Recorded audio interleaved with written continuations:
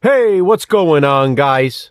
The Horror Man back with 3 from me for March 2024.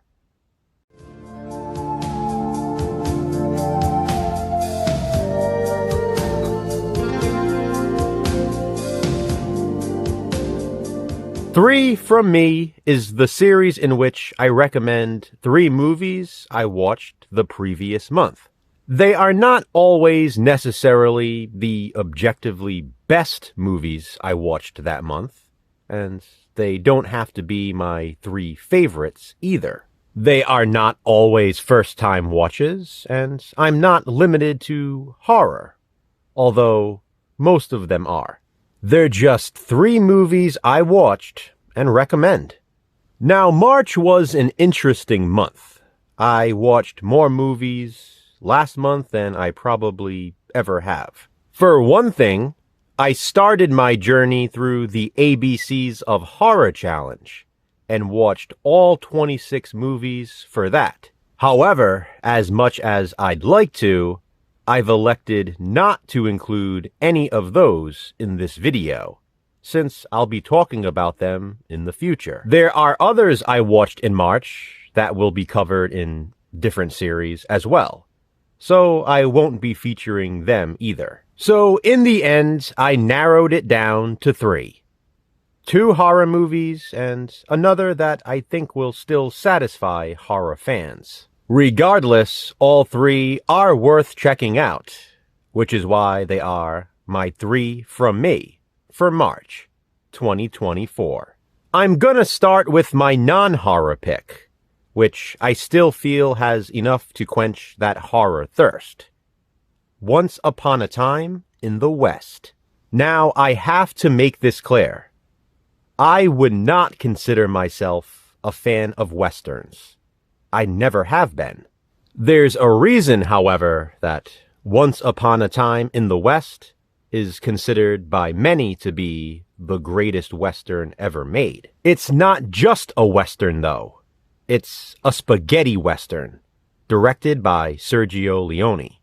Once Upon a Time in the West is a 1968 film, and this Blu-ray release from Paramount contains 2 cuts of the film. The theatrical version, as well as a longer, restored version.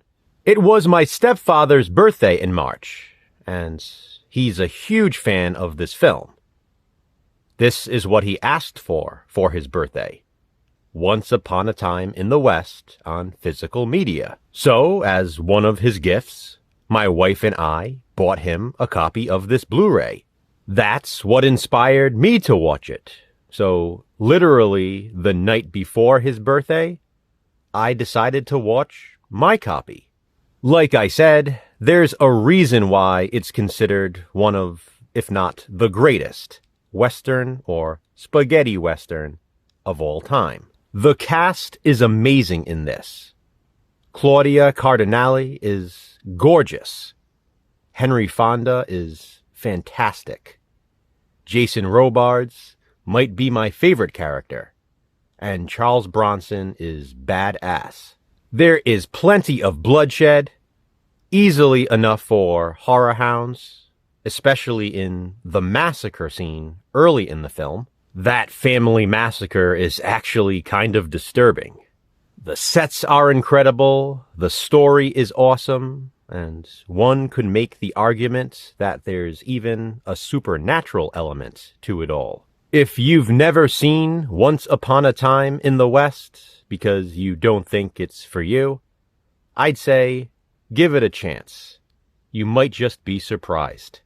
My second recommendation of what I watched in March is The Autopsy of Jane Doe. Released in 2016, The Autopsy of Jane Doe was Jason's A pick for the ABCs of Horror Challenge, so we watched it together for that. As you can see, this here is my Blu-ray DVD combo pack from Scream Factory and IFC Midnight. Believe it or not, this was a first-time watch for me.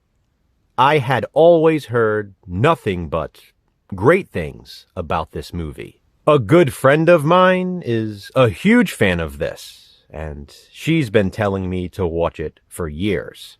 In fact, I bought this Scream Factory release based on her recommendation. How do you like that? And now here I am recommending it to you. Jason had seen it as well, and he knew I would love it. He wasn't wrong, and neither was my other friend. The Autopsy of Jane Doe is awesome. It's actually one of maybe only a handful of movies I find genuinely scary. The creep-out factor is high in this. The limited cast is great, and I love the setting. I have to admit, I was a little jealous that Jason got to review this for the ABCs of horror. The Autopsy of Jane Doe was one of my first considerations too, but ultimately I chose something else. After watching it though, I wish I had picked it. Even still, it doesn't matter. I got to watch it, I own it, and now I'm recommending it.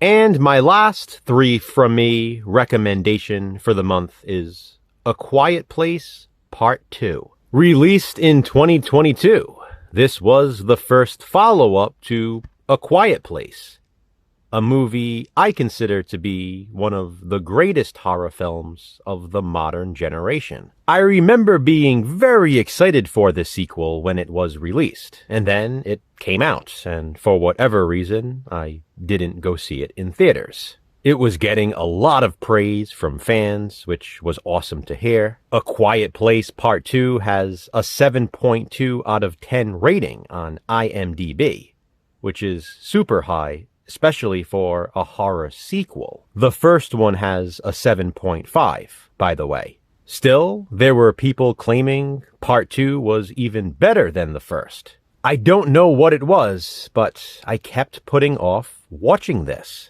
Even with the original, I watch it and forget just how good it is, and just how much I love it. I also think I was a little hesitant because of what happens with John Krasinski's character in the first film. I loved his character, and I think he did a great job with A Quiet Place.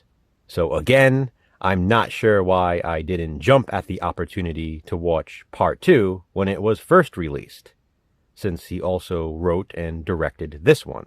Only minutes into watching Part 2, I realized I had made a huge mistake by not seeing it sooner.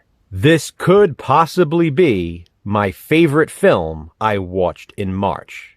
And as I mentioned, I watched a lot of movies last month. Like A Quiet Place, this sequel has an emotional element so thick and so deep that it penetrates your soul. I'm not even exaggerating. I truly feel for these characters, and when something bad happens to them, you feel it. Old Jim Halpert has a way with filmmaking, I'll tell you that. John Krasinski deserves way more praise for these 2 films. To make a horror sequel nearly, if not just as good as the original, is a rare feat in the genre. It's a rare accomplishment in general. It's not easy to do, and it very seldom happens. Well, A Quiet Place Part 2 is one of those few exceptions to the rule. If you, like me, for whatever reason, held off on seeing this, please do not put it off any longer. Do yourself a favor and watch A Quiet Place Part 2. So, that's them, guys. My 3 from me for March 2024. Have you seen any of these films? If so, what do you think of them? Or if not, which of the 3 interests you the most? Comment below and let me know. Until next time, remember, physical media matters. Thanks for watching, guys. Hit that thumbs up and be kind, subscribe.